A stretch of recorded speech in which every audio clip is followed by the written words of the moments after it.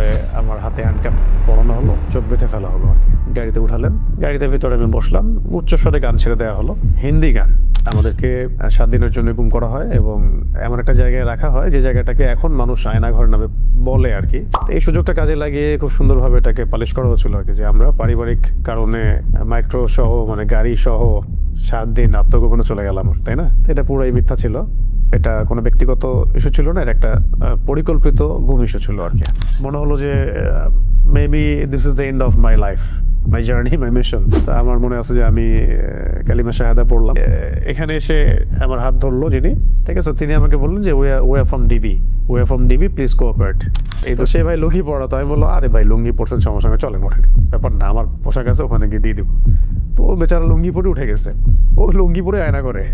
আমাদের গাড়িটা তার মাদ্রাসার গেটের সামনে ব্রেক করলো, আর এখানে ফোন দিয়ে বলবো যে গেটটা খোলো। ফোন ডায়াল করার মধ্যেই এই 4-5 মিনিটের মধ্যেই আর কি 2টা বা 3টা হয়তো বড় বড় এই মাইক্রো টাইপেরই হবে, হাই প্রোফাইল গাড়ি আর কি, এরকম কিছু গাড়ি দাঁড়ায় গেল এবং ওদেরকে আগে উঠাই ফেলছে গাড়ির মধ্যে।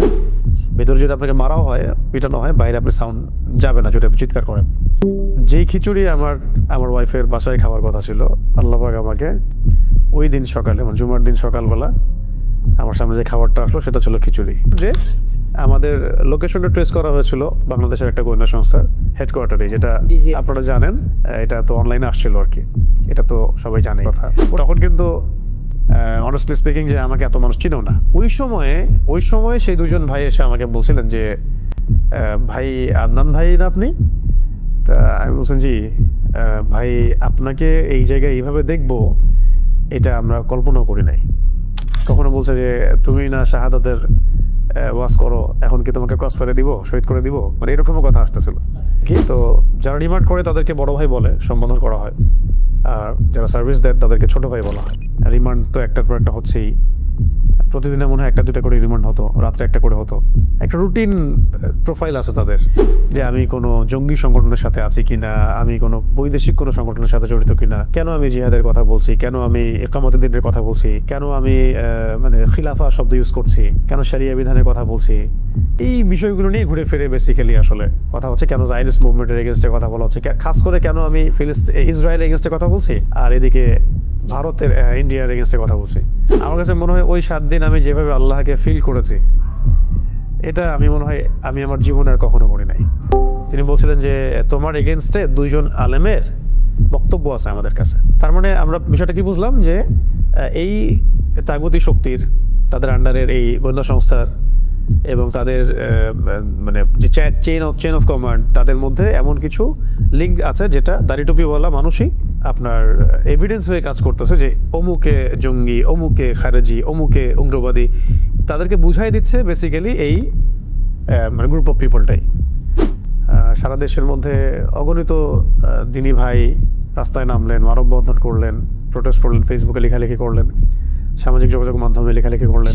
দেশ তো ছিলই, দেশের বাইরেও অনেক অ্যাক্টিভিস্টরাও এটার সাথে যুক্ত ছিল।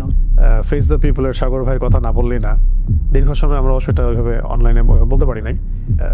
তার ভূমিকা এখানে অনেক বেশি আছে। তিনি যে মিডিয়াতে এটাকে উপস্থাপন করেছিলেন, আমার স্ত্রী সেখানে কথা বলেছিলেন, তখন তো এমন একটা অবস্থা ছিল যে অনেক পরিচিত আলেমও আমাদের সাথে সম্পর্ক ছিন্ন করছে বা চিনি না এরকম বলছে।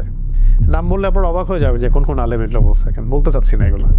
যাতে তোমাকে আমরা কি করবো, ক্রস ফায়ার দিব নাকি তোমাকে ছেড়ে দিব, ছাড়লে কোথায় জানবো, কি করবো তুমি বলো। তো আমি বললাম ঠিক আছে, আমি একটা প্ল্যান করার চেষ্টা করতেছি, বের হওয়ার কোনো রাস্তা স্পিড বিডি করে যে তোমার ব্যাপারে ফেস দ্য পিপলের এত আগ্রহ কেন, তোমার ব্যাপারে সংসদে কথা হচ্ছে কেন, একদিন আসে এটা বলে চলে যায়, আবার একটা রিমান্ডে এসে বলে হ্যাঁ তোমাকে নিয়ে জাতিসংঘে কথা হচ্ছে কেন, আবার আসে তোমাকে নিয়ে এত মানববন্ধন কেন। এই কথাগুলো আমরা দাওয়াতের মেজাজে বলেছি, কোনো পলিটিক্যাল পার্টি বিলং করে বলিনি কখনো, আর আমরা কখনো কোনো পলিটিক্যাল পার্টিতে যোগ দিইনি কখনো, এখনো দেই নেই, বা আমাদের রেপুটেশনে এগুলো নাই।